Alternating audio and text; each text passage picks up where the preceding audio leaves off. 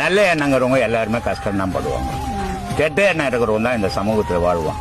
இதைதான் வள்ளுவர் ரொம்ப அழகா சொன்னாரு. வளர்த்தலும் அழித்தலும் வேண்டாம், உலகம் பழித்ததை அழித்திக்கிடுனாரு.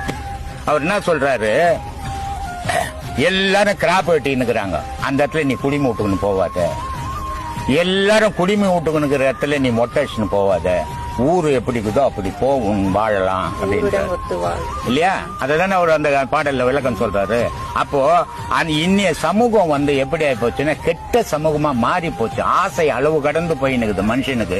இவன் ஒரு லெவலுக்குள்ள வாழணும்ன்றதே நினைக்கல. உலகத்திலேயே நான் மட்டும்தான் முக்கியத்துவமா இருக்கணும்னு நினைக்கிறான். அப்போ அவனை நான் பார்த்து வாழும்போது நானும் கெட்டு போறேன் இல்லையா? ஆனா அவன் நல்லா இருக்கிறான் பாக்கிறதுக்கு. நான் என்ன பண்றேன், இதெல்லாம் நமக்கு தேவையில்லை, நம்ம ஒழுக்கமா போகணும், கடவுளை தேடணும் போது எனக்கு கஷ்டமா தான் செய்யும். ஆனா இந்த கஷ்டத்தை நினைச்சு கலங்க கூடாது. இறைவன் கூடவே உறவாடுவான், ஆனா அவன் கூட உறவாட மாட்டான்.